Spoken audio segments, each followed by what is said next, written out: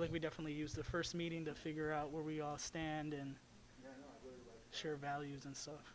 I really like bringing in waste management for them to figure out how much cubic square feet of containers they need per Right. cubic, square per unit. Yeah. Yeah. Yeah, that's something that Don had brought to my attention, so I appreciate you for that. That's a really good idea. I think it's really done arbitrarily, right? Well, yeah, now it is, that's what you need only for something that works for it. Because I, they're part.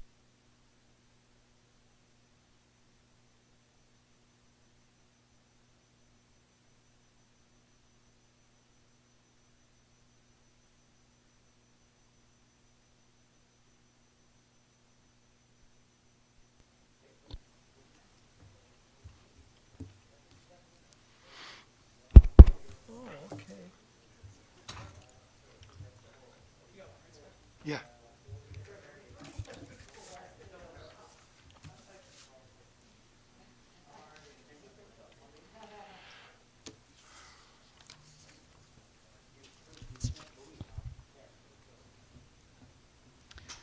All right, so we're going to get started. We are expecting another committee member, but we'll just get things rolling so we can get the conversation started. So I'd like to call this meeting to order.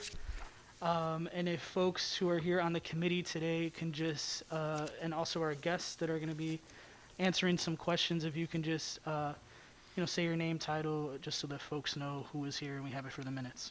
Alderman Scott Lennon. Anthony Bertuca, City Attorney. Hardacker, resident. Don Miller, Fifth Ward resident. David Avila, Burham Public Health District. Just want to let everyone know I do have to leave at 6:50 to pick up my daughter from basketball. Thank you. Mary Beth Arenella, 7th Ward Alderman. Joe Carmichael, 8th Ward, Alderman.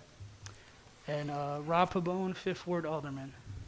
So before we get started and talk about our new business, I'd like to open it up for public comment. If anybody has anything they would like to share with the committee, this would be the time.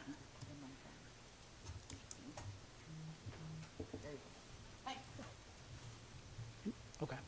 And then just for the record, Marge Paul also has joined us right now, so just so I have that for the notes. Okay, so we have no public comment. Anybody on the committee want to make any announcements or share any information with us today? Any questions that might be getting from residents or any statements? Cool. That's good. You guys were talkative last time, so I mean, this time people are trying to go home and let's get some work done too at the same time. I like it. So today we are, just to give everybody an update on the communication that's been going on between me and the city. No problem. And the folks, the good folks here who take care of our rat abatement work at this moment. So just to give you all an update, and you all have been CC'd on emails, so you've seen the conversations and the requests that have been made.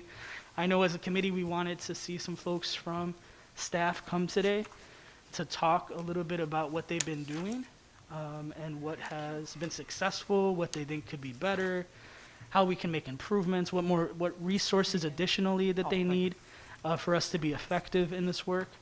And so I just want to share with the committee that I have not gotten the answers to those questions. I have requested them. And I also have invited folks to join us, and they are not able to. And so I want to just share that with you all so you know what's going on with that. I will continue to request this information because I think it's vital to the success of this committee to understand what has worked, what hasn't worked, what kind of support the city needs, and to be more effective. I think that's really crucial to what we're doing here in this room. So I will continue to request that information, and hopefully we can get a written statement from the folks who work on this at the city level so that we understand and have a better understanding of what's going on. So we'll table that if that's okay with everybody. We're good? Okay. Yes.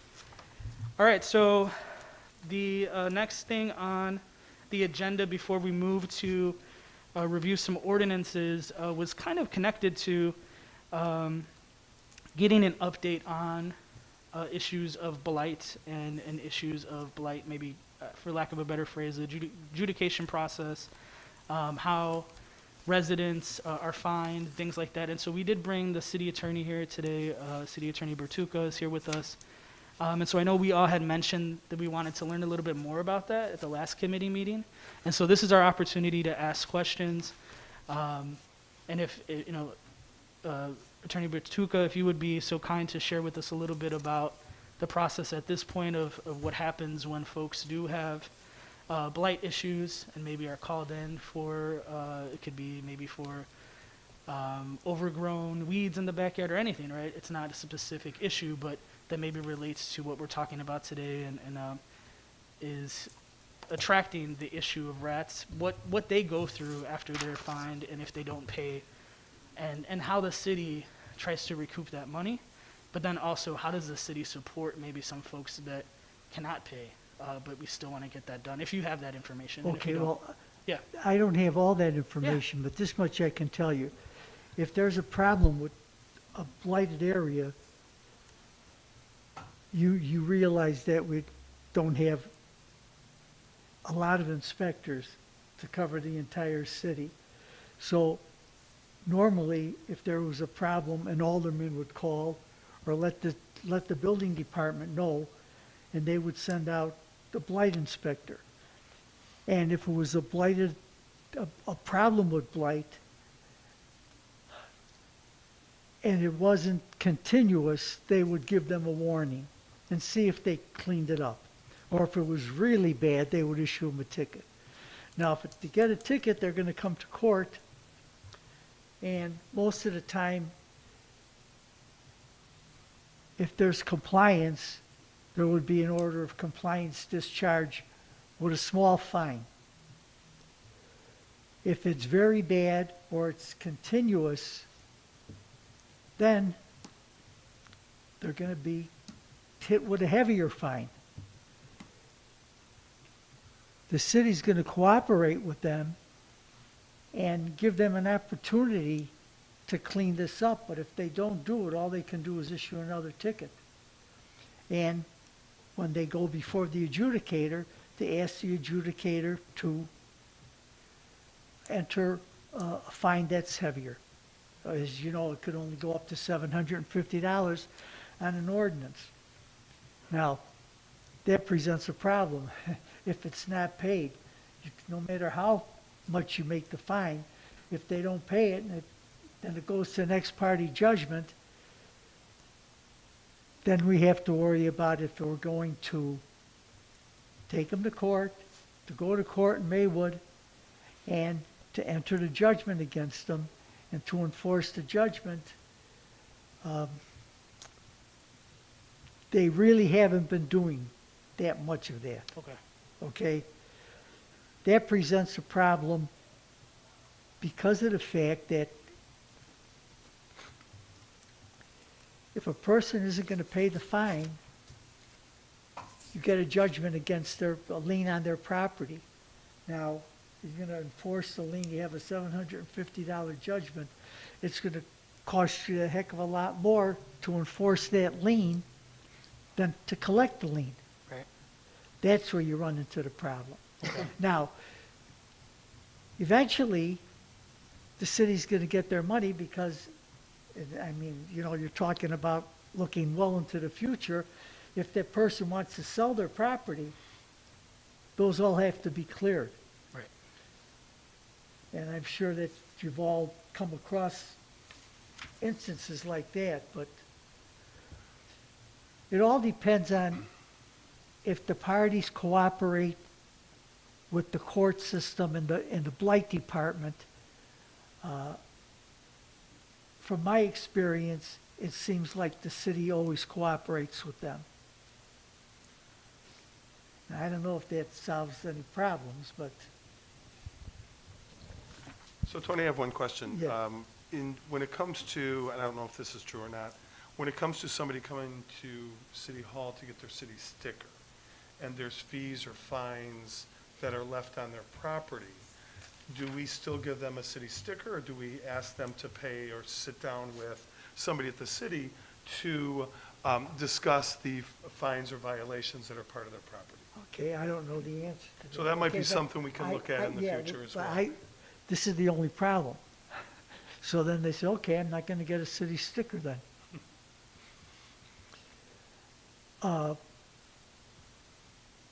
I guess they could do something like that, but it's so busy Yeah, during that part of the season when they're selling the city stickers. I don't know if something like that would work. sure, I think it would create chaos down on the first floor. sure, especially during that time. Marge, do you?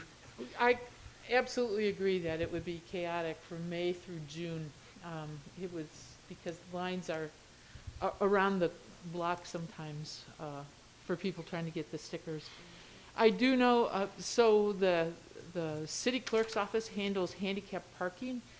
And in the handicap parking ordinance, there is a section that says that you can't owe any money to the city of Berwyn in order to be eligible for handicap parking. And so we actively check with the city to see if there's any money owed, whether they're blight tickets or water fines, before we will submit an application for approval. And we have collected pretty close to $10,000 just this year alone for that kind of thing. But it is in the ordinance, so we'd have to change the ordinance. And again, there would have to be some kind of system in order to Yeah, do that. and- And once you give a sticker, you, after the fact, you can't revoke it. I mean, Yeah, that would, I, that would just add to I the. think it would just create Yeah. chaos down there. It would. Yeah, it's not the There would right be time. arguments, and they'd say, I don't know this, and then now you're gonna have to get department heads involved or staff involved, and they're just going by the records, and people are saying, well, I don't know, you just couldn't, I don't think we could do that.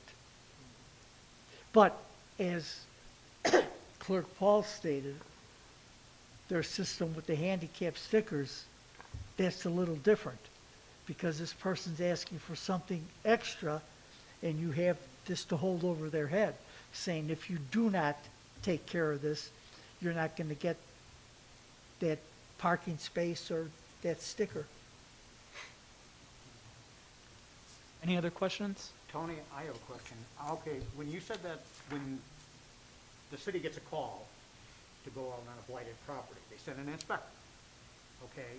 And they physically give him a ticket or whatever, and if he doesn't pay the ticket, or I don't know how many he's issued before, they would have to appear before the adjudicator, like you said. Well, one, Oh, just one? yeah, sure. Just one, If they get a ticket, they get a court date on a blight ticket. for one ticket? Okay. Yes. So what happens then if that individual just ignores the ticket and ignores the court date? Okay. Come before the adjudicator, what happens? Okay, so on the first court date, they don't show up, there's an ex parte judgment entered of $750. They don't show up again, it's another $750, and they just don't show up, and it keeps on every time it goes increasing by $750 each time. Okay, So but after then- 10 times, they owe $7,000. Now, you know you're never gonna collect that money. Exactly. But then, if they ever go to sell the property, does the city then, Yes, but I'll be perfectly, I mean, if they came before me, I certainly wouldn't be very happy with them, but I wouldn't try and collect $7,000 from them for that. so it's an adjusted amount? Yes, obviously. there, it would be adjusted. But then what does the city and all the residents have to back up on when this particular person, let's say, does nothing to their property and the property's fallen down, no repairs, or not cutting their weeds, not cutting their grass, not painting, not doing any kind of maintenance? What recourse does the city have Beside, besides what you were saying? beside that, Yes. What can we do as, you know, if it's that bad, then we could file a lawsuit and go to court, and we'd have to go to court in Maywood, in Maybrook. so you have to force them, Yes, so they would have to be served yes, papers to appear? yes. And if they ignore that, obviously, then there's, Yeah, you're talking about somebody who's just gonna create a big problem. right, But there are various measures that we can take to address that issue. Okay. I just want to state something, just stating, only because I've been dealing with a lot of blight. So I know that with blight, they go out, Alderman, they excuse me, give I them a can't hear warning. you. Could you speak into the microphone? Sorry. Okay, I know that when, as far as blight, right, because I've been dealing with a lot of that. So they go out, they give the resident a warning. They come back 5 days Not later. necessarily. Sometimes, they'll just write a ticket if it's bad. Excuse me for interrupting, but Okay. Well, I haven't had anything that bad. What I've had is where they go out, they give them a warning. They come back 5 days later to see if they've corrected the blight. And then at that point, if they have not corrected the blight, that's when they cite them. issue a ticket. Correct. And then thereafter, they do come back again to make sure that it has been taken care of. Right, and when they come to court on that ticket, that's when I was talking about the compliance.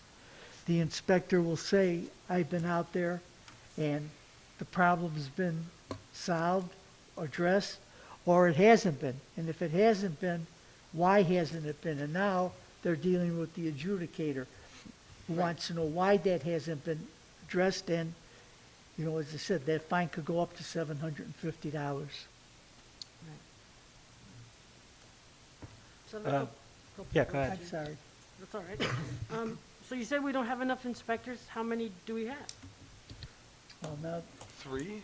I think 3 or 4. 3, but they may do more than just alley inspection. They might do compliance, which is something different. So it really depends. We don't have enough inspectors on the streets to handle our city. And that's building inspectors? It would be are they blight different inspectors. than blight inspectors? Basic, but they might help out in building department for compliance. Mhm. If it's a simple compliance for a Right. closing or whatever, they Right, might do right. that as well.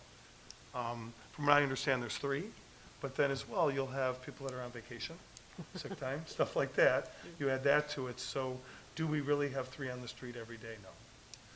Or are they getting pulled somewhere else? And that's really the key thing. What we need is to really put a program together with manpower, that we can have certain sections and areas of the city. I mean, it would be great if each alderman had a blight inspector for their ward. That would be the best, but that's not going to happen. But really section it off in a map that we can handle it, and it would really, work much better, because then they get to know the residents, and then they can, help them out as well, kind of back and forth. I'm a little confused about the warning citation process. So, Mary Beth, you said people get a warning and then they get 5 days to fix it, and then they get a citation?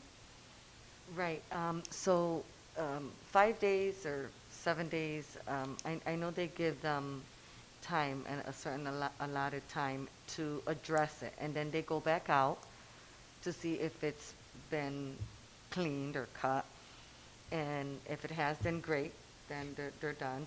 If it hasn't, then they issue them a citation. Okay, so that's why I'm confused. I hate to admit this, but my garage needs to be painted. So I got something in the mail saying that I had to scrape and paint, but it gave me 6 months to do it. Is it different for different Oh, yeah. blight It all offenses? depends, Yes. it really all depends on how bad it is. But Yeah. now, Yeah. you're talking to the city attorney. I'm not, that isn't my department, but I do know that. It depends on how bad it is. And if you came to court and you said, I'm gonna really try and do this, but it's gonna take time. So say if you got the ticket in April, so we're not talking about weather really coming into play. If it was very, very bad, I don't think that they would give you that much time, but sometimes it could happen. You could get that much time. And it depends, I think, on the situation, especially my experience is, somebody might call and say, I can't get this done for a couple months, or I can't get this done for a year, if it's, painting, or depending on the situation. And I think what we're looking at here in the rat situation is, there's, when you have piles of wood in your backyard, and you have, you know, you guys have been in the alleys, so that's the issue that really is at heart, that how do we handle and take care of that? Because that's, you know, more of a health and safety issue for our community when it's, you know, they're breeding rats in their yard and have burrows all over. All right. So thank you so much. I think just wanted to make sure that we have time today, respect everybody's time to get on to the other agenda items. So I just want to thank Okay, you. did anyone else have any other questions? Yeah, I had a brief one real quick. What constitutes getting a fine immediately versus getting a warning first? Well, that would be up to the inspector. Okay, it really depends on how bad it is. Okay, so like a more egregious instance is more likely to get an immediate ticket? Is that, Yeah, I would think so, Yeah. yes. okay, I would think so. okay, thank you. I mean, in my experience, when I would be the adjudicator in that court, there would be a very, you know, the more serious the offense was, you see more tickets being written. If it was, say, a couple of bags of garbage, and you gave them a warning, and they didn't do anything, and now you gave them a ticket, now you're talking about a different problem. So that's something that probably the building department needs to define for us, is what is a, I've heard red tags, what's a red tag, that's a warning, how long do they give them to fix that issue, when's the follow-up, and what do they get the next time, and then when's the court date. So that's something that we need to get defined by the Blight department or the inspectors. Since our last meeting, I did meet with the building department to get information on the system they use to track blight or rats or so on. And they've been using a system since 2005. Basically, it's a pest control complaint, and then they log in the address and put the issue. And then when the rat abatement vendor goes out there, then when they get the email back or whatever, they put it in the system to say, this is what they need to do. Weeds, piles of wood, whatever it may be, burrows in their yard, that's in the system as well. And then from there, it's mapped out, so every address that has some sort of blight or whatever is in the system. And then there's a map that goes out that they have that kind of, a map of the city of where the larger majority of rats are within our city. As we know, you can have 5 blocks and there's no rats, and then you have 5 blocks that have rats in it. So they do have that map as well. So there are systems in place. I'm probably more concerned with the follow-up on that, to say, are we, checking, are we checking every week? Are we putting bait boxes out there? Are we filling the bait boxes with, poison or whatever we need to do? I know Cicero has a much broader, better system than we do, where they have bait boxes and they have barcodes, and they go down and scan, and they know exactly that these need to be changed, on April 1st, and these need to be changed on May 5th, or whatever it may be.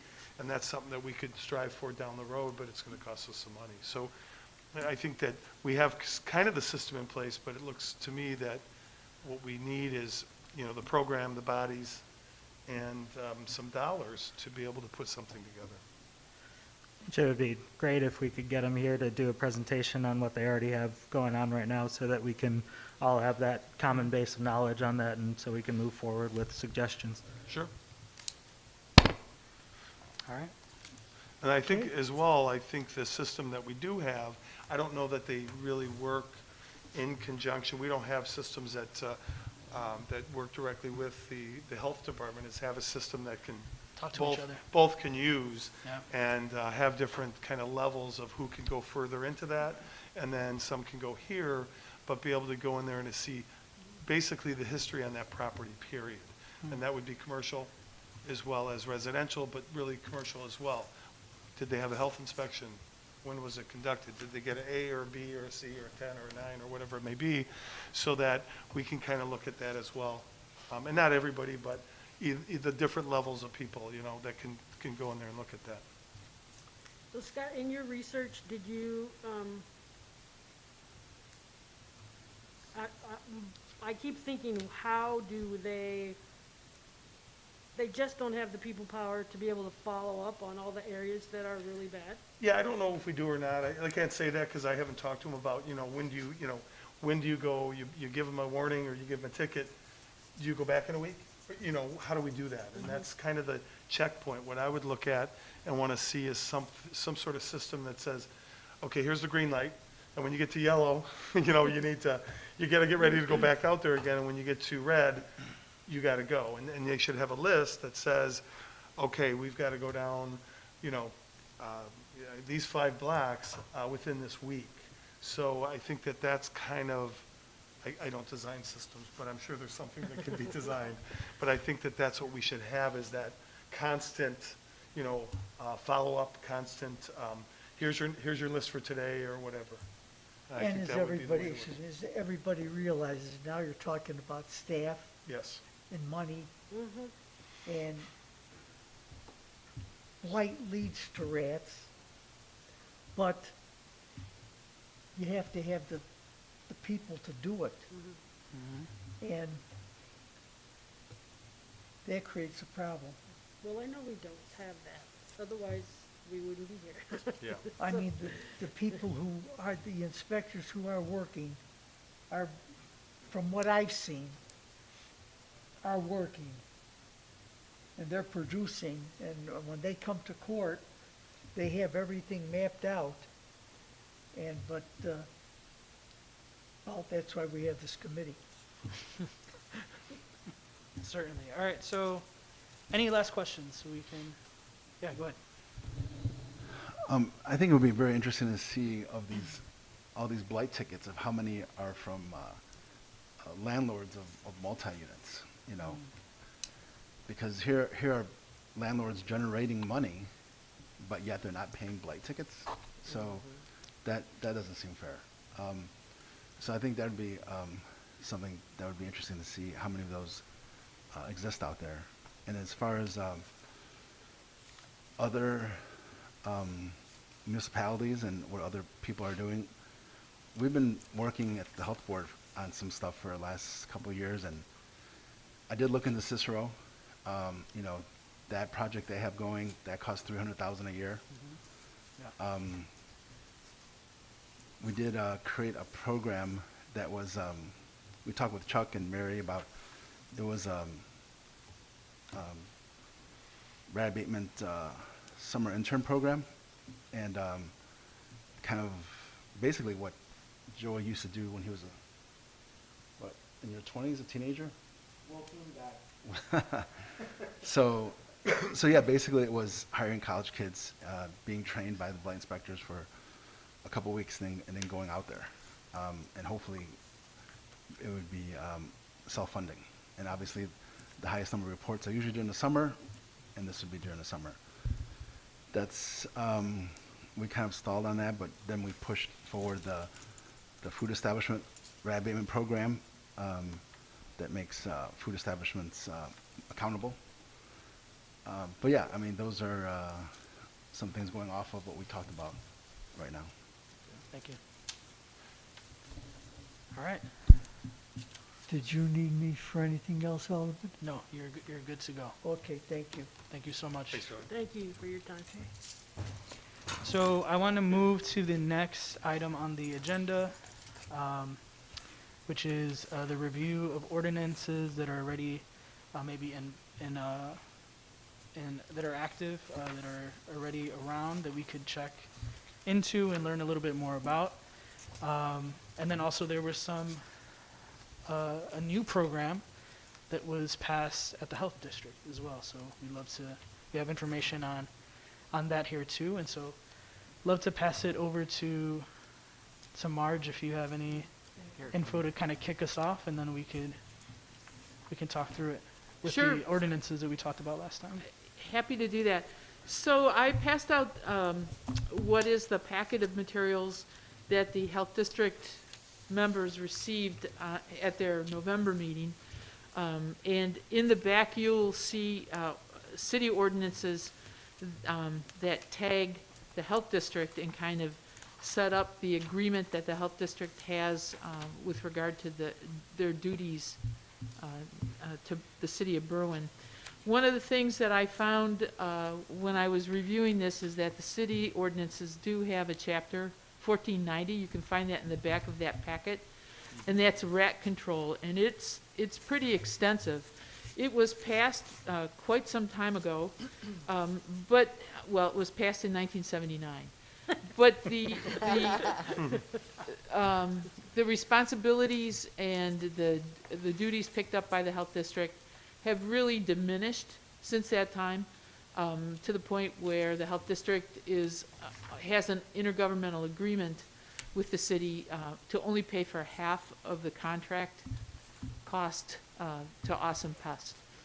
And so David can speak more about the program that he put together for the food establishment rodent prevention. And then in the packet was also included other health district ordinances, because this, I think I explained the last time, the Berwyn Health District and Berwyn Township has the same geographical boundaries as the city of Berwyn. We're called a coterminous township. And so there are a lot of agreements that went back and forth and still do to this day, evidenced by David's program between the city and the health district. So it's important to read this because it's actually has some very good sections that define what rat proofing is, actions by the city, how they impose liens. And this applies to not only residential homes, but also to businesses. So it's interesting because and David, please step in, the rat food establishment rodent prevention really is quite extensive and shows how the blight inspectors are going to be working. They're taking on a lot of responsibility, and so I'll just go ahead and pass it on to David. Thank you, Marge. Marge has been very instrumental in the program, and I think making sure we have everything tight and T's dotted, I's crossed, T's crossed, I's dotted. But my background being policy from Cook County, I always feel like we have to research stuff first, right? We have to research and make sure the need is there, and so we put a survey out, and we had the restaurant owners or managers or food establishment, I should say, like grocery stores and so forth, fill out the survey, and it was very brief. Mostly we wanted to find out about if they had any sort of pest control mitigation, especially on a regular basis, and what you think might come back is different from what actually is sometimes, and I think maybe we thought 20%, didn't have, such mitigation, but it was kind of astounding that almost 50%, had no pest control mitigation whatsoever. So I think You that share a little bit just for folks that maybe are watching or even folks here today, like what is pest control mitigation in general mean? Like what does that mean in terms of what the business would need to have to comply with that? in general, basically it's just having someone from a pest control company coming in and doing, doing services as far as spraying or whatnot on a regular basis, right?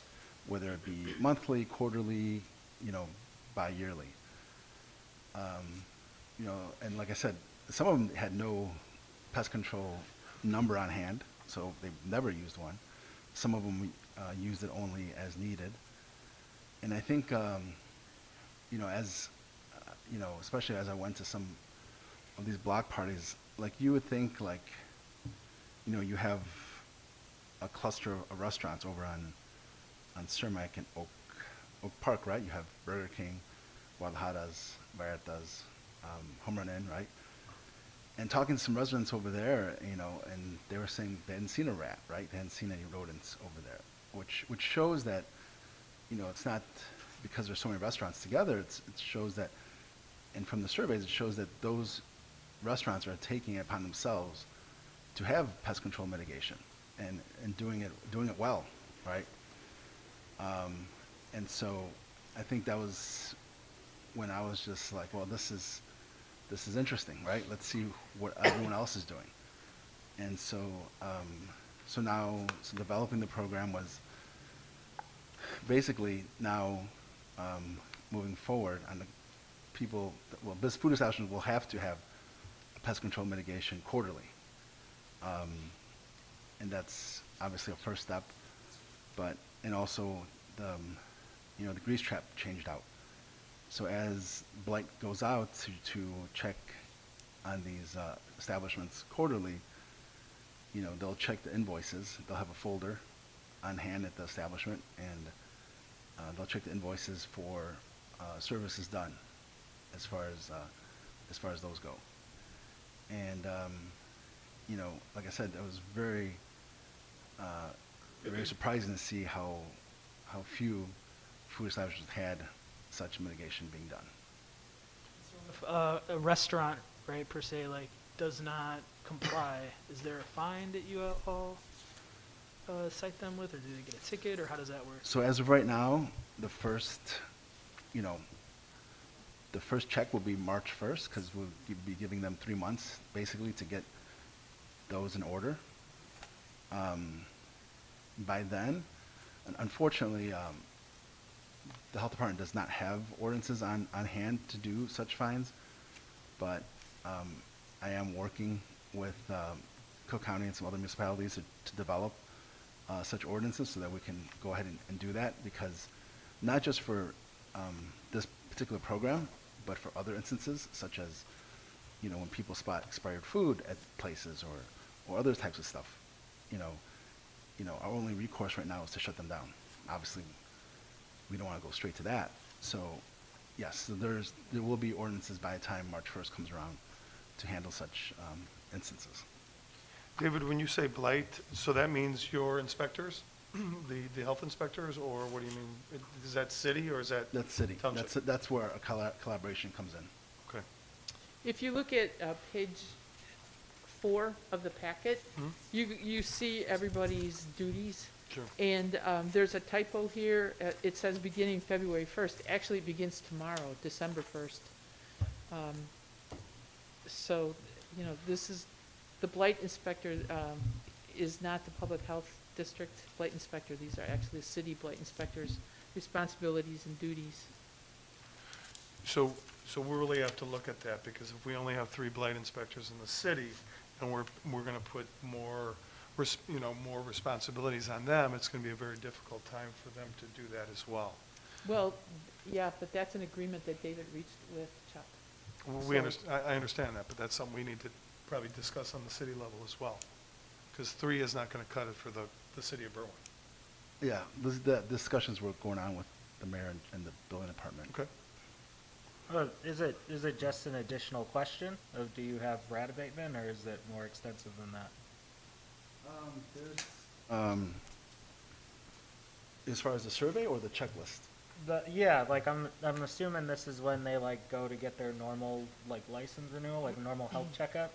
So like when I worked at a restaurant, they would come by and they'd check the back and see if everything was okay there, and then they'd ask us some questions about like, what is this? Why are you storing things like this? And then they'd just say, okay, you passed, and then leave. I just assumed it would be like an additional question on that. That might occur when a business has an initial inspection, when they're opening for the first time. But their license renewals really don't involve any further city inspections Oh, unless really? there's problems. They just, you know, pay the licensing fee and the renewal. That's my understanding. There's no like annual health department checkups on The health restaurants? department is different than the city. The city handles all the licensing. We do have a food inspector, Yeah. and we have a staff member that works under his authority. And the initial inspection goes to make sure that this occurs before they even open the door, that there are certain things set up, but Well, it like- doesn't, the food inspectors go back on whether the food establishment is deemed high priority or medium, they have higher priorities will have more inspections per year. But this is something new that really the health district food inspector has not previously been checking for pests and rodents. But are they going to now with this, or is that Well, part of the David building can answer still? that because he was involved in So no, that would be this the, more than I. yeah, that would be the inspector from the city. Okay, and how frequently are they going there? Well, so the program would be starting tomorrow. Okay. And then they would be starting to check invoices on the end of the third month. So it would be March 1st, and that's when they would start. Right now it would be, they would be going out, and I'll be helping out with that in some sort as far as explaining to the manager or the food establishment owner as far as what's needed and what's going to be needed going forward. So that's what we'll be doing and what we'll be doing moving forward. Okay. But as far as being checked on a regular basis, Marge is correct. It depends on almost like a high priority list. There's some that are very high priority, right? Like say Burger King, say for instance, that deals with a lot of food all the time, than say a pet supply place or so forth. But yeah. So what I find normally is a national retailer is going to have a much stronger pest control or a rodent abatement because of their corporation versus sometimes the mom and pops. And that's something to look at as well as we move forward. I know the city had an employee that was calling all the different establishments to make sure they had abatement or pest control and things like that. Have you, did they provide you with that information as well? Because I believe that she was doing that for probably a year. And I thought there was discussion about eventually, if you did not have a checkoff by the health district and didn't have all those kind of areas checked off with rodent abatement or rat abatement or pest control and your inspections, that we would not give them a business license in the future. And that was something that was brought up during the last committee that really never went anywhere. But it's something that we really should look at as well, because I don't feel that our employees at the city side are the health experts when it comes to the check to make sure that all those boxes and those inspections are done in these restaurants and bars and so on, that it really needs to get a check mark from the health district. And then once we get that, we can give them a business license and go from there. If there are check marks that are missing, then that's where there has to be a discussion moving forward. So yeah, the blight inspector from the city, they're just checking invoices. That's it. So our health inspectors will be doing what you're talking about as far as checking and making sure everything's up to code and everything being done right. When they get complaints, yes, and they go back, they check within, I would say within 24 hours, then they check a week after that. And that's where, coming up and creating the ordinance, kind of stems from, as far as, from my point, as far as, it's not fair to the taxpayers if we're sending an inspector again, before his regular inspection, and, because we have no other recourse than to shut them down, right? And so I think that's where, these things will be developed before the March 1st, first checkup. Well, in actuality, the health district program agreement with the city, the phase 2 workflow shows that it's the city blight inspectors that will do the walk-around survey of the establishment, check for permeability of the structure, look for droppings, evidence of rodent activity, and proper disposal of food and waste and proper maintenance of the grease trap. And this Yeah, is this is the, really pretty thorough, and it's all spelled out as to what's going on, so. So the three blight inspectors that we already have are gonna be doing this on top of what they're already doing? Is that what this is about? Or Well, I do we think have, the- That's my understanding. or do we have public health, how many public health inspectors do you have? We only have one who goes out, and then we have a part-time licensed environmental inspector, so we just have one. so what I'm gonna say is we're setting ourselves up for failure with this whole process right here.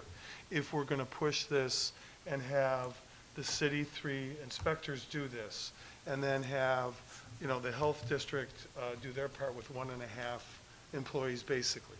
So we can all talk about this, but we're setting ourselves up for failure that we're never gonna get into a program. And I just sneaked through here to see what Cicero is spending on their rat abatement, which is $700,000. And we have $35,000 on this.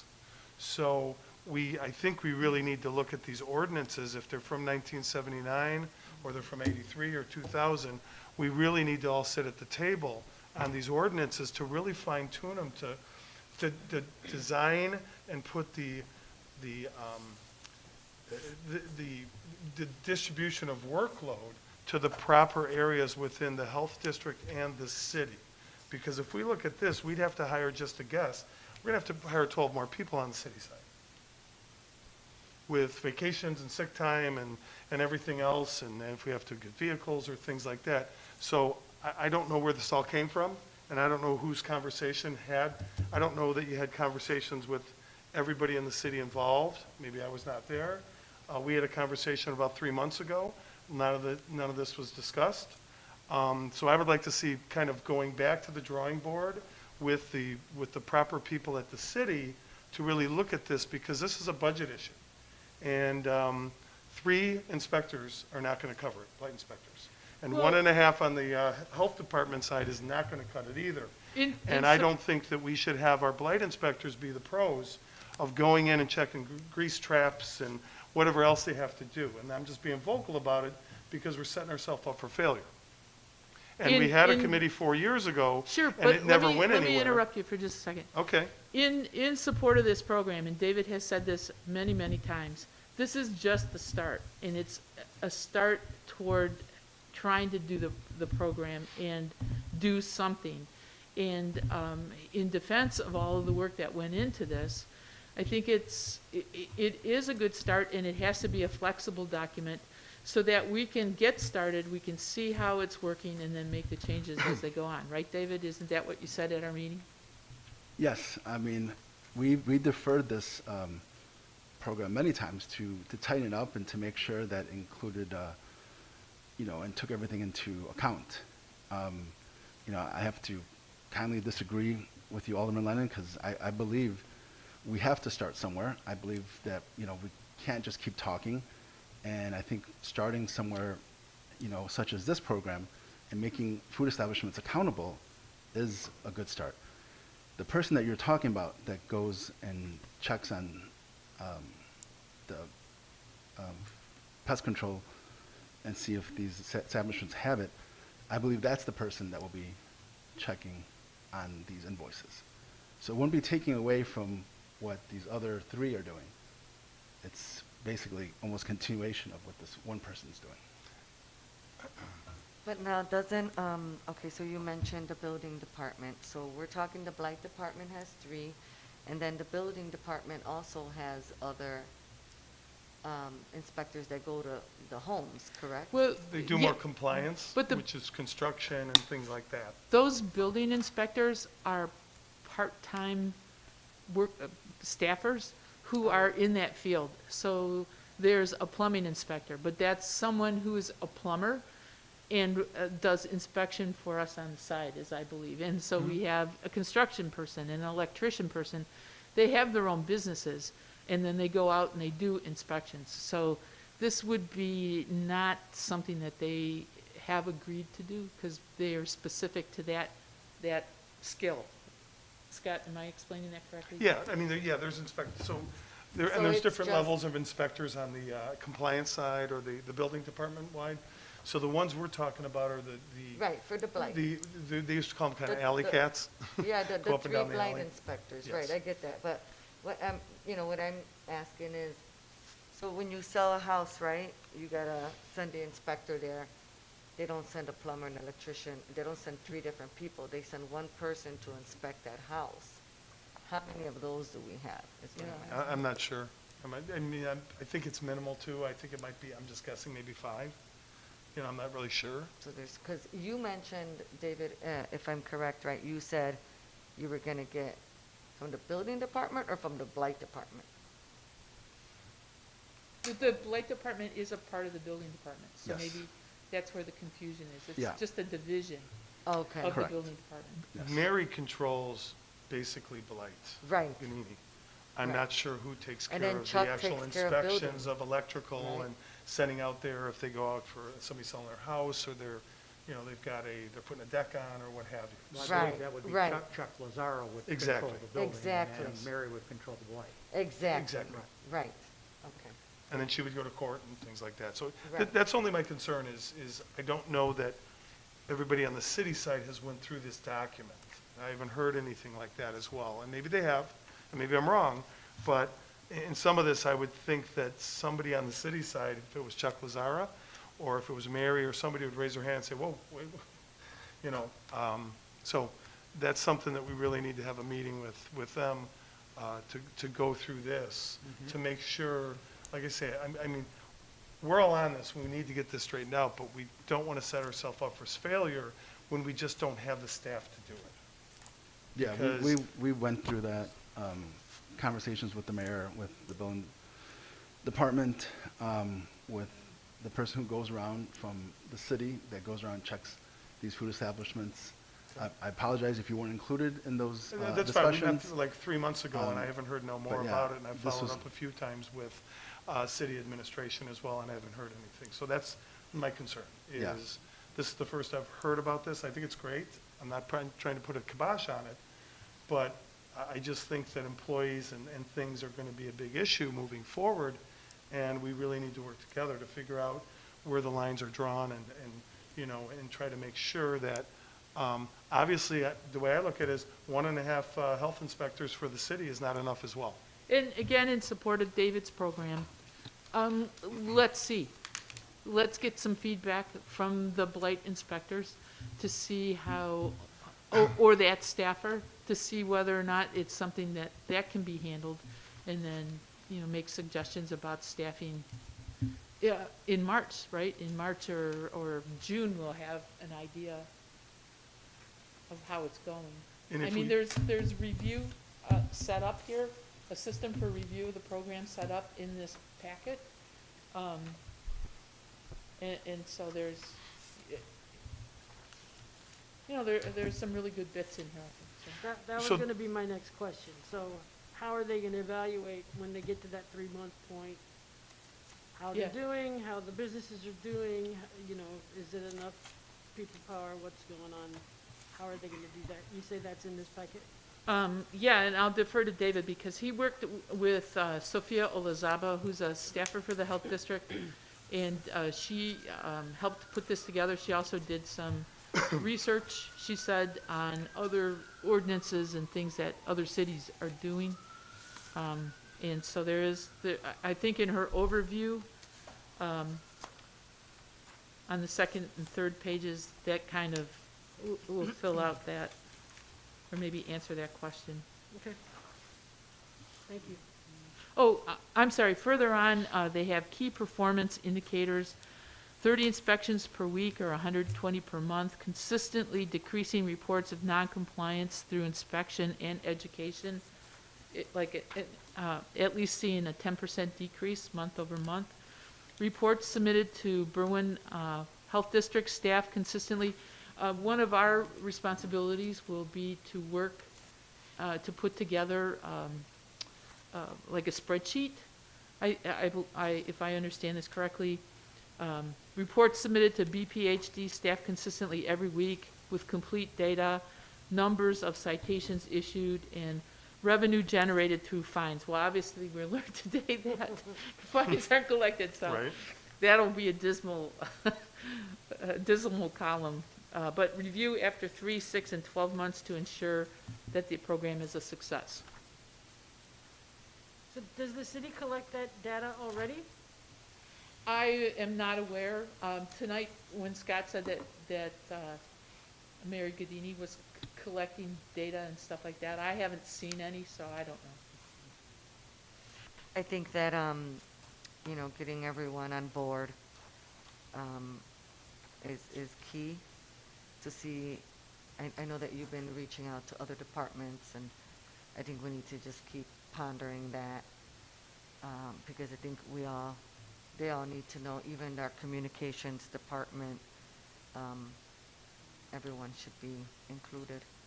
I'd make a recommendation, Chairman, that when you put a communication on, perhaps for the next meeting, that you request a certain department people to attend in your city council, and then the city council would vote, and then there might be more encouragement Right, that's a for good people idea. to. Then maybe we Come. just need to reach out to Mary and say, we're not gonna yell at you, we just have to ask you, we just Yeah. wanna ask you a bunch of questions. Right, we just I want to think pick your brain. she has some conflicts in the evening, that's the biggest issue, so somebody else should be appointed to come to that. Right. And if we have to go to the mayor and say, One of this the is, this is what we inspectors. need to do, or this is who we need to have, we They're the need to ones make out those there. arrangements to do that. Yeah. I can share, just for transparency purposes, that I have extended that olive branch as well, and shared that this is a generative space, right? We want to get to solutions. This isn't a trial. This is anything like that. We actually value our city staff's efforts, and we want to learn from them and make sure their expertise is in the room. And so we are all very passionate about this issue in this space, and we all have different ideas, different backgrounds, experiences, knowledge, and we approach this work in different ways, right? And we come to the table together with those values of trying to solve this problem, but we also don't work on this every single day. And some of us do in different ways, but there are some people who are doing this day in, day out, and have been doing it for some time now that really should be in this space. And so I have been pushing for those folks to be here, but I appreciate that type of Yeah, that's a strategy. good idea. And I can do I that. want to raise up and support your focus, Alderman, that going forward, we don't want to shame anybody. No. Whether it's a department here or at the health district, or an owner of a business or a resident. Your focus that you explained is to help educate and to help remediate, and I support that wholeheartedly. We all do, I'm sure. Yep. You're late for picking your kid up on basketball. Just saying, okay? I just want to make sure all the questions are answered, and especially about this program, because we worked hard on it. We deferred it, like I said, 5 or 6 times going back, tweeting it, coming back, tweaking it some more, coming back, and taking everything into account, making sure that people are on board, making sure that the person can handle it, and just make it as smooth a process as possible. And I know you created this Rat Abatement Committee because the residents demanded it or wanted it. I think putting a program together and making sure we have something to start off with is something that I think we want, and I think the residents probably want more. Again, like I brought up at the health board meeting, this is, and Marge had said about it, that it's fluid. There's no reason why it can't change, but we do need to see food establishment owners held accountable, and like I said, it was astounding that almost 50% had no mitigation whatsoever. So let's get them on board, If we can knock it down by 20%, that'd be huge. Imagine that. And starting now, I think is great. And, the longer we wait, the bigger this problem gets. And that's just one avenue, right? You know, this committee is here to create other avenues, other strategies. So thank you for that. Get that, and I think what we all want to see here is how do we create plans and strategies that scaffold onto each other, right? So you all have started something at the health district. There's a plan in place. It's going to be implemented. It's going to happen. It's happening. And so how do we then supplement it, work with it, build around it, build what we need at the city level for it to be effective, add that manpower, that people power to it if needed, and look really hard into that, because I think we all know that as much as we are not trying to shame or point blame or point fingers, we also want to hold each other accountable, and we need to put together a plan that is going to be effective, right? Because we haven't had one for some time. So I think that I think we're all on the same page, and I appreciate you all coming to share today, you know, what you're working on and what you have passed at the health district. It'd be great, you know, to continue to dig into it, you know, as all of us have this information now, to review it, look into it, make sure that when we come back to the next meeting, if we have additional questions or if we feel like there's ways that it can tie into the existing ordinance that's already on the books, I think that's an important next step for us. One thing with this, and, you know, the health district has a permanent place in the city's agenda. And we very rarely have any communications from the health district or the township in that slot. And so certainly the health district should and could utilize that to help communicate and make sure that the aldermen know different programs and things that we're doing over there. Yeah, I think that's a great idea. You know, yeah. Again, sorry you weren't in on the discussions with that. I'm sure Alderman Pavone sometimes is not in on some discussions that come out, but you know, we've talked a few times with, again, like the mayor and Chuck Lazaro as far as things go. I think. Yeah, and it's nothing, you know, I'm just raising the concern of staff and I budget. raised, 'cause I you know. raised that question during our meeting, and David said that Yep. he had cleared this with Chuck, so it's And, good, good to go. Let's at least get started. I have to go. Thank you very much for your time. Thank you. Thank you. Thank you. Thanks for coming. Well, I have to say, it's good to know that we have a grant writer. Well, the health department has a grant writer. That's awesome.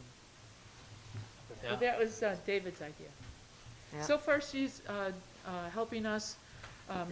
Like I said before, the health district and the township were not eligible for any CARES Act money when that first came out during the pandemic. And we've also been iced out of the ARPA funding. So we are, through the reserves that we had and real estate taxes, we are, you know, having a health clinic that's really robust. We have 2 nurses. Well, we have 1 full-time nurse, and then we have an on-call system that David put in together, so that if we have a large number of appointments, he can call somebody in, a registered nurse, to come in to help our staff nurse. And we're doing flu vaccines. Here's a public service announcement.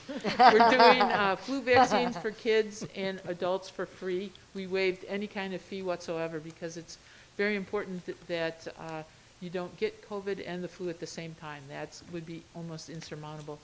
We also have regular children vaccinations for schools. We have an agreement with Alivio to do school examinations and other kinds of exams for kids. Some of our other programs for children have been suspended because our partners aren't able to get into the schools because of their not quarantine, but their rules and regulations about coming in because of the pandemic. We also offer all 3 vaccines. We have Pfizer, Moderna, and J&J, Johnson & Johnson vaccines, and we're doing boosters all the time. So we also have a wonderful agreement with the resident doctors over at McNeil who are doing monthly in-service with us to do counseling, and physicals, basically. So that's a really good program. So it's really, really getting busy over there, which is a good sign. Yes, I do share a lot of the health department stuff on my page. I know that each school district is kind of doing their own thing. I know we at 98, we had someone come and vaccinate our students 2 weekends in a row. I know 100 did the same thing, but we're certainly grateful to have Right, you we've guys. also partnered with Berwyn Fire Department, and so we will do vaccinations for people who aren't able to come out. And so our nurse will actually go to their house and vaccinate them, and then the EMS will wait 15 or 30 minutes, depending on what the wait time is for that person's health issues. And then our nurse can move on to the next home to vaccinate those people. So we're doing that, and we're also now doing COVID testing. So we can do a diagnostic COVID test, which is has fewer false negatives, false positives, whatever the issue is with some of those quicker tests. And if you can get in there into the health district before 2 o'clock in the afternoon, we rush that to LaGrange, and then we have your results the next day. So it's a little bit quicker than the 72 hours that some, or 3 or 4 days or whatever some of Right. these labs take. So we're very pleased to be Good doing stuff. that. But Thank you. we're busy, right? And like I said in my beginning comment, we did not get any federal funds, unlike the city, in order to take that on. And so our focus has been on delivery of vaccine, and what else can we do that. We also gave a large donation to food pantries, and we also gave, in the beginning, a very large donation to the assisted living place over on Harlem, because they early on weren't able to purchase hospital gowns. So we were helping to help finance them, because they, all of their residents were Berwyn residents. So. Oh, I'm sorry, I took away from your agenda. Go. No, thank you. This is the only shameless plug that's allowed. Yeah, thank you. Thank you. I love it. So I do want to move us along to the next item on the agenda. We are at 7:10 though, so I do want to kind of... Quick. You can be quick, okay. So I do just want to say that I think what I would suggest we do, because Committee Member Hardacker, you did some great work doing some FOIAs, right?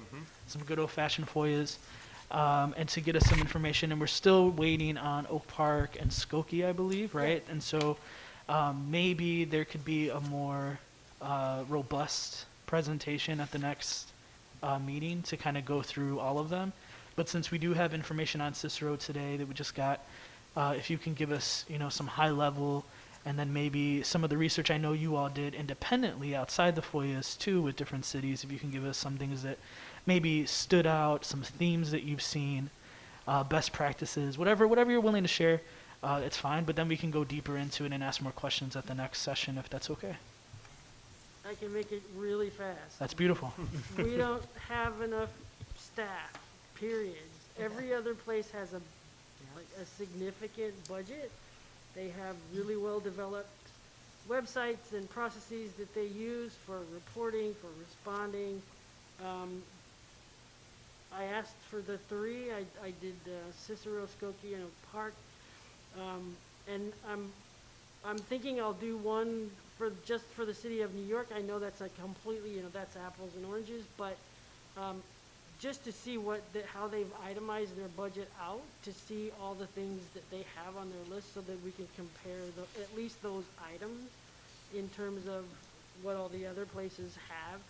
So the spreadsheet that I did was kind of just the basic, really high level, what every place has, and then that's what helped us determine who we were gonna ask for information. So So we're still waiting for the other two. You know, some people said it would take, you know, 5 to 7 days. Some people said it would take a month. So I don't know when they're gonna actually roll in. I was so impressed with Cicero. I got it back in like under a week, so that was pretty impressive, especially over the holiday. So, yeah, I mean, the bottom line is, you know, we can craft and develop anything we want, but without funding, we're dead in the water swimming with the rats. There's nothing we're gonna be able to do. Because it sounds like the staff that we already have, based on the conversation tonight, they're already stretched. And we're asking, you know, we're optimistic, Marge, but we're asking them to do more. So, that's it. This is good, this is really good information, thank you for that. You're welcome. Yeah, 700,000, just about a year. That is And crazy. they're, you know, it's a larger community as well, Wow. so, you know, we could look at that and kind of say, okay, ours could be half as much, or whatever it may be. Oftentimes, we use the city of Des Plaines as a sort of like a comparison because they have population and demographic numbers that kind of match with ours. I'll put a request in. Or maybe even Elmwood Park, because they're kind of dense and it's kind of urban. You know, Des Plaines is good too, but, you know, maybe another urban area. Sure. The other option 5 minutes to put that we in. might want to look at is really FOIA requests. outsourcing this, you know, outsourcing it, you know, hire a vendor that can have staff and do some of this in conjunction. We do have one now, but maybe, you know, somebody that can look at this, you know, from the outside in and say, this is a program we should put together.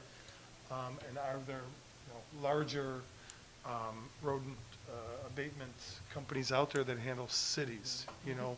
Because when you start looking at this, and, you know, now you're talking hiring staff, you're gonna get vehicles, you're gonna get, you have unions, you know, and that's something to look at our employees as well. Our blight inspectors are union.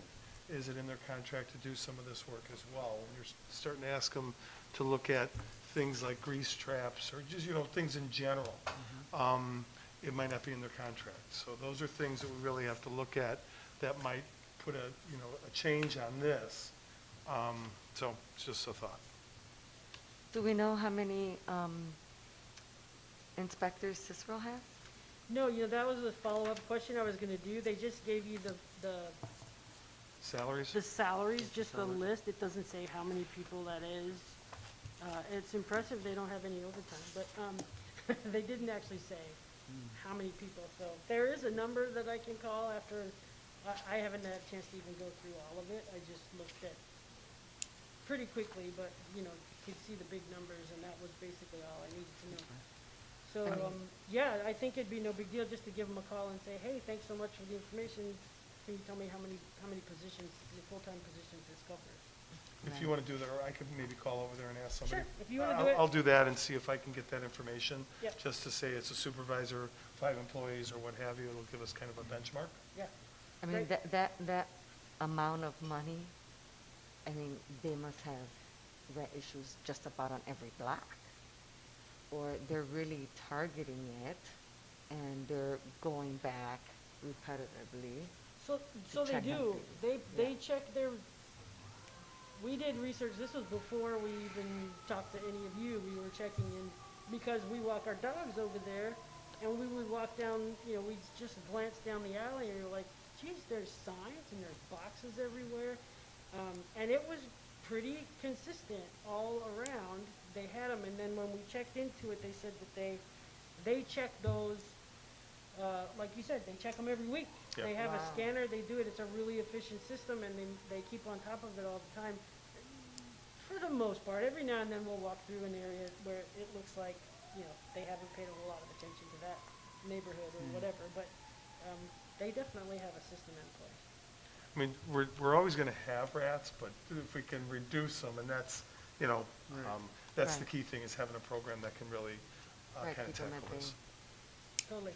Yeah, I So would. that's it. Yeah, and that would Thank be. you. Yeah, thank you so much for doing that. That was a lot of extra work.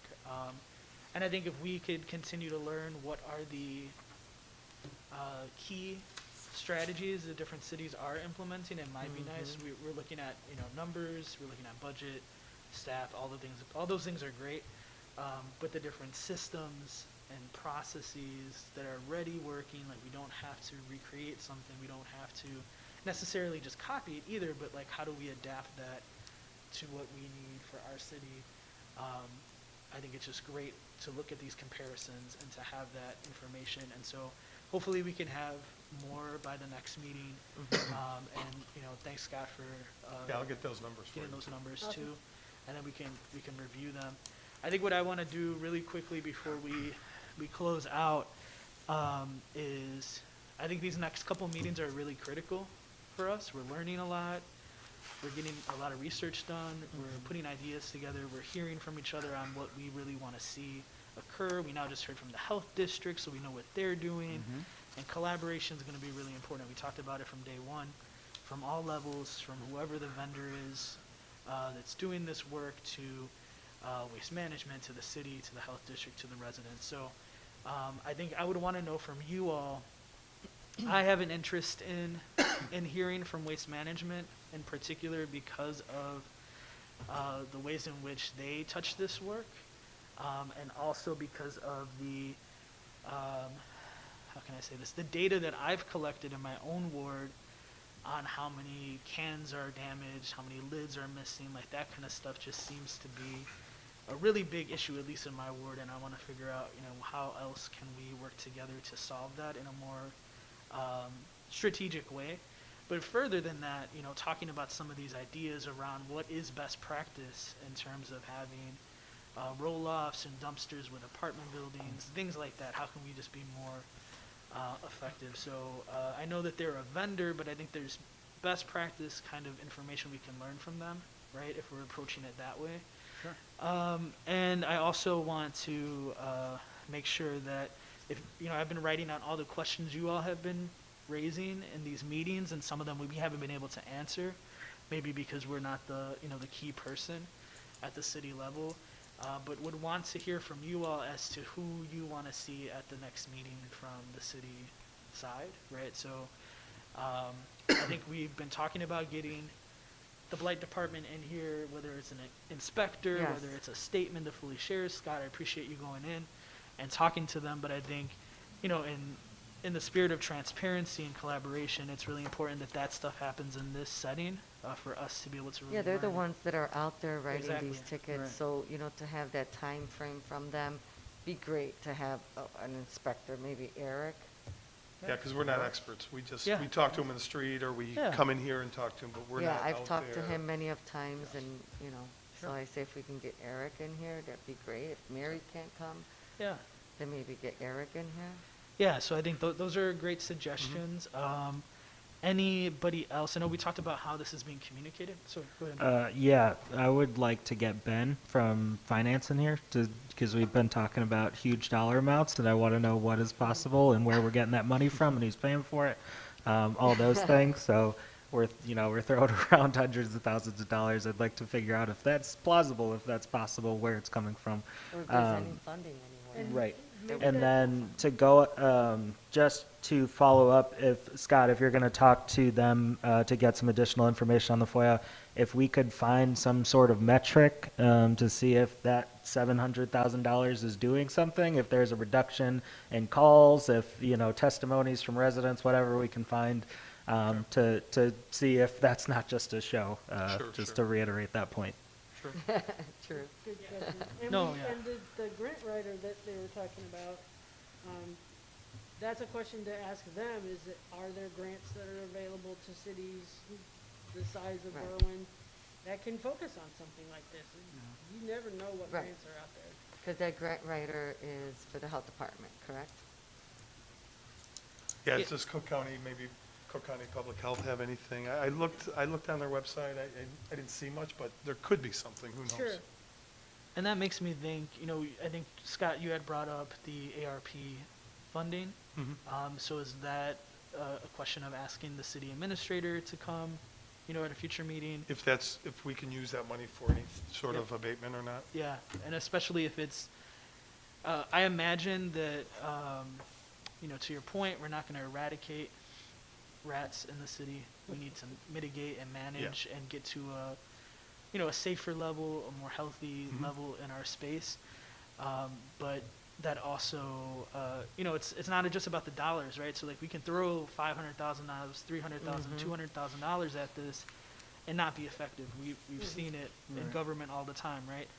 But if we are thinking like, hey, we really need to reverse some of this impact quicker, maybe it does look like we're able to use some of those funds and kind of scale down, you know what I mean, into a more, I guess, like leveled, set of activities and strategies and staffing and stuff like that. So maybe there is a little bit bigger of a push early on, right? And maybe we can use some of those funds to help us with that push, Sure. because it would be good to hear that. So I think that's a good idea. And I think in terms of talking to community members, we've all talked to community members. We all are community members. And we know that folks are not happy about this issue, right? And so if we are thinking about how can we use that money in a community-centered way around health and safety, I think that we have a good case to make that this would be impactful. I just have, in reading the health district stuff here, so the information here, it says, is based on extensive research from surrounding municipalities. So if they've done that research, if they've checked other municipalities, townships, they've met with residents, business owners, and pest control companies, maybe look at those other pest control companies that, Is that in the one document? right here, the health department looked into municipalities. They've spoken to residents, or they met with residents, business owners. So you're saying Pest like control. We have that who data? have they checked in? Yeah, maybe they have Correct. data, maybe they have information already. Yeah. We weren't members of the health district. David might have that, Yeah. but we weren't given any of that background information. Yeah, so maybe this, all. this grant writer, Sophia, Olazaba, yeah. yeah, or, I know I saw Andrea's, information on here too. Maybe them two can shed some light on some of this information that they've gathered. Because it says municipalities, townships meeting with residents, other pest control companies. So, I'd like to see what other pest control companies And have to say. I agree with your point, Alderman, because we're only a block away, and on this problem, we shouldn't be working in silos, right? Right. And so I've asked for the health district to request the city staffers' information to see, because we had health district staff going out and conducting a survey, and I was under the impression that a city staffer was going out and conducting a survey. Were we asking the same questions? Were we asking different questions? Right. Did we all That's- go to the same 30 places Right. and miss the other, Yeah. Exactly. Yeah, 60%? And unfortunately, I was never given that information, so it would be good to Right. exchange information and put it out there so Exactly. that we know. Right, because we're all asking for information, right, from other municipalities, but apparently they've done some too, so let's see it. And that was one of the things I was bringing up before, as a city employee was calling and making sure they had it. And then if the survey's going out over there, we're just spinning our wheels. Exactly. And if we're not communicating together, it's a health and safety issue in our city, period. And we need to, we need to get a handle on it and show our residents and our commercial building, our businesses, that we have a program. And then they need to be held accountable as well, but we'll help them as well, so.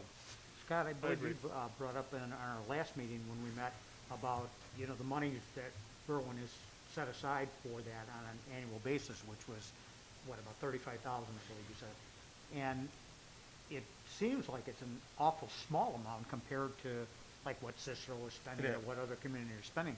What's the chance of, when the budget committee meets, that they could get more money into that as a line item, so we're kind of like ahead of the game? I mean, I don't know Yeah. what number that would be. No, I mean, it's something that has been brought up before, and the issue is really, people have not sat at the table to put a program together.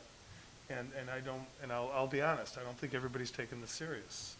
And, you know, I could say it's my fault because we had a committee 4 years ago, and we put a passive suggestion out there to the city, and the way it basically was phrased is distribute us out to the different departments, and then nothing happened. Right. And I'm not saying nothing, because I think there were some things that they put forth on the documentation and maps and things like that, but as Alderman Carmichael says, you really have to look at the data and analyze that.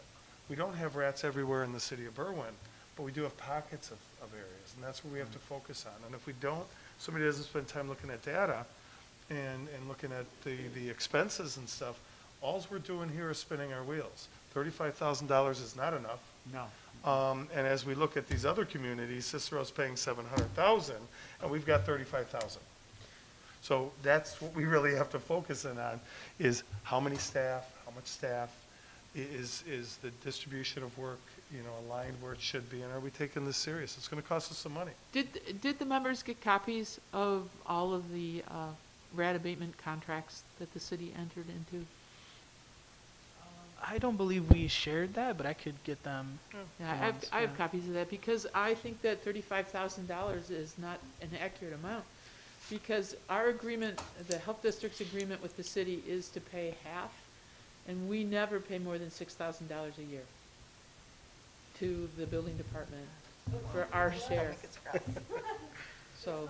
Yeah, so I think that information's important. It could be, You know, it could be more, it could be less, you know. 35, and the city is just picking up the rest because they've never renegotiated the intergovernmental agreement. I don't know. Yeah. But we can get that from Ben Dash. We should know Mhm. easily Yep. how Yeah. much was spent. Sure. Yeah, because it looks right. I'm looking at it right now, and it looks like this contract expires in 2022, from what I see on this, right? I don't have it in front of me. And the monthly quarterly payments are around 3,000.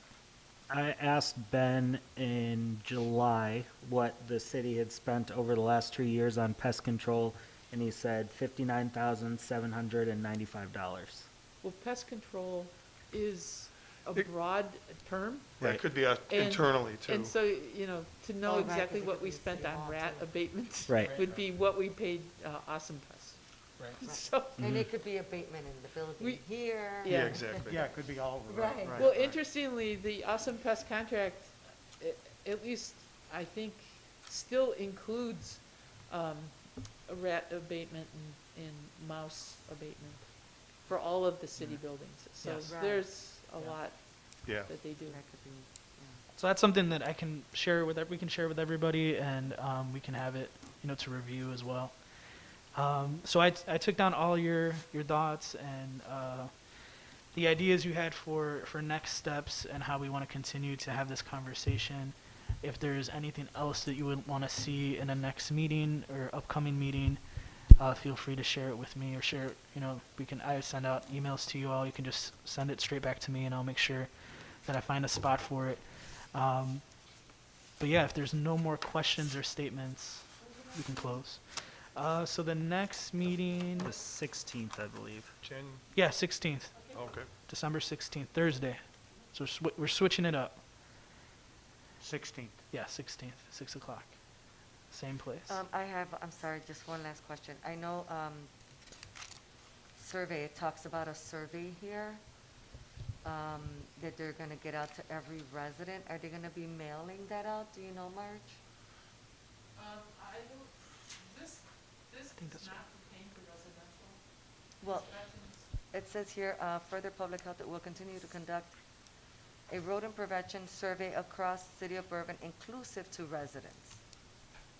Well, what page are you on? in the- The it's in second the- page. Yeah, it's in the. And I think David mentioned a survey as well. We talked about survey, I thought, was just commercial, you know, not residential. But if it's in the document, then that's something we should clarify with him as well.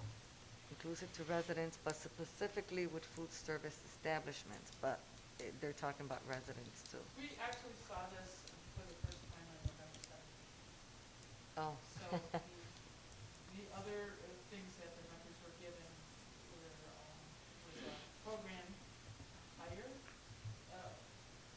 college people to shadow, the blight inspectors, and we had a lot of discussion about whose employees would they actually be, and how do we make sure that they are clocking in, right. that was continued until just our November meeting when we were given this program. So maybe find that out, if you could put that in your notes, Rob. Yeah, if you could maybe highlight that for the next meeting, and we Yeah. can ask David as well. That's a good point to see how that interaction has occurred.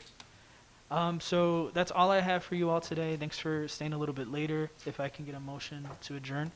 So moved. Second. All right. Thanks, guys. Thank you. Appreciate it.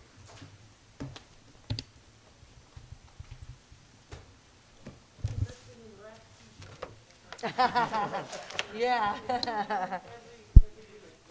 The